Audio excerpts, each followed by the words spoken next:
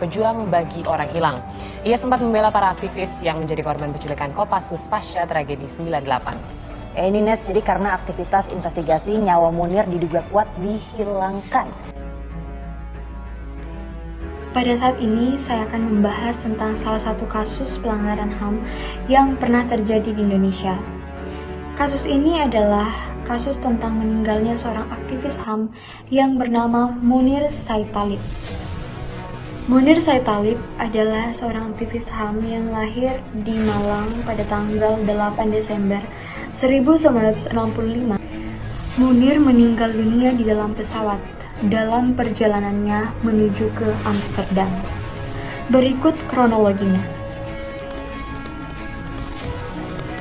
Pada tanggal 6 September 2004, jam 9:55 malam, waktu Indonesia Barat, menggunakan pesawat Garuda Indonesia GA974, Munir berangkat ke Belanda untuk program studi pasca sarjana. Dalam perjalanannya ke Amsterdam, Munir transit di Singapura. Pada penerbangan pertama, beliau duduk di bisnis kelas. Dia sempat memesan mie goreng daging sapi dan jus jeruk. Pada jam 12:40 malam, tanggal 7 September 2024, pesawat transit di Singapura. Dan Munir mampir di sebuah kafe yang bernama Cafe Bena.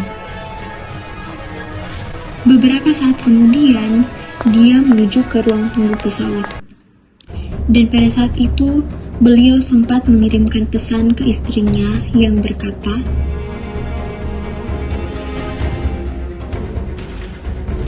jam 1:50 dini hari, pesawat dari Singapura ke Amsterdam lepas landas.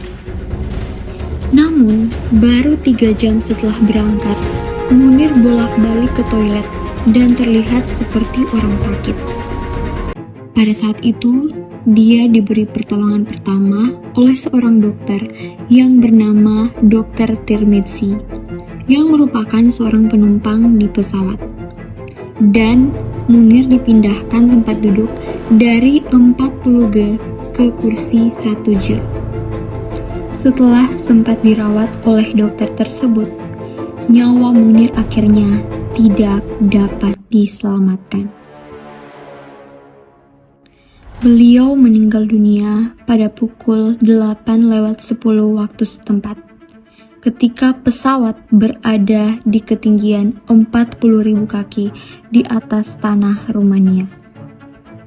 Pesawat mendarat di Bandara Amsterdam pada 7 September 2004, pukul 10 waktu setempat.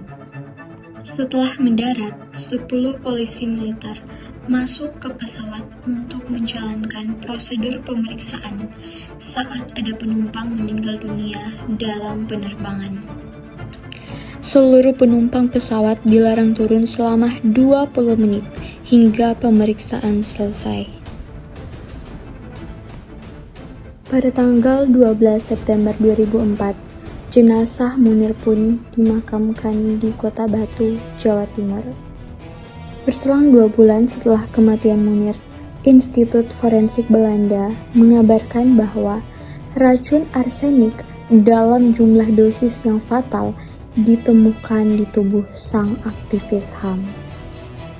Mendengar informasi tersebut, pada 12 November 2004, istri Munir, Suciwati, kemudian mendatangi Mabes Polri untuk meminta hasil otopsi suaminya.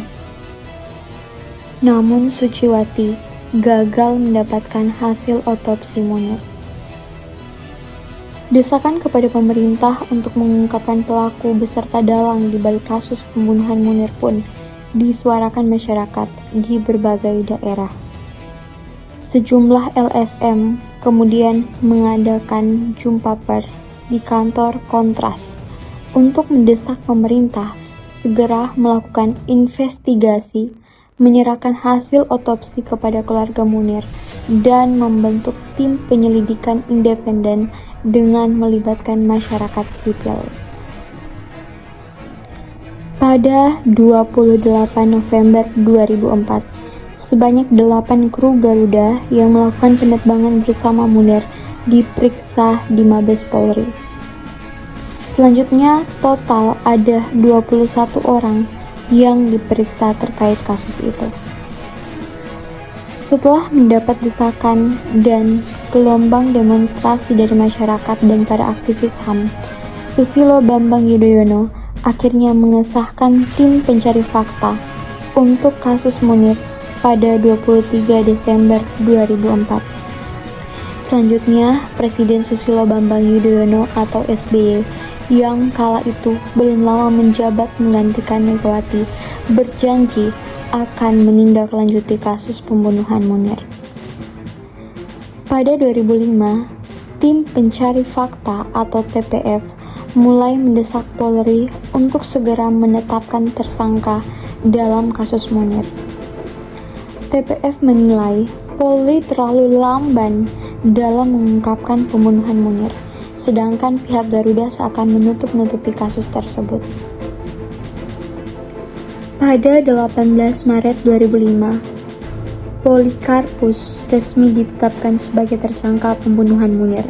Ia ditahan di rumah tahanan Mabes Polri. Setelah mendapatkan berbagai remisi hukuman, Polikarpus yang semestinya baru keluar dari penjara pada 2022 sudah bebas bersyarat pada November 2014. Namun, selepas menjalankan hukuman, Polikarpus tetap kukuh menyatakan bahwa dia bukanlah pembunuh Munir. Setelah melewati penyelidikan panjang dan beberapa kali persidangan, pada 20 Desember 2005, Polikarpus dijatuhi vonis 14 tahun penjara karena menjadi aktor pembunuhan Munir. Kematian Munir merupakan tragedi yang masih meninggalkan banyak pertanyaan tanpa jawaban.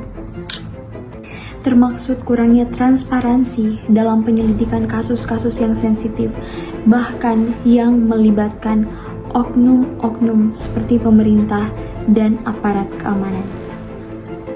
Dari kasus ini, kita juga dapat melihat bahwa perjuangan untuk keadilan dan perlindungan HAM di Indonesia masih belum selesai, dan upaya untuk mengungkapkan kebenaran dan memastikan akuntabilitas harus terus berlanjut.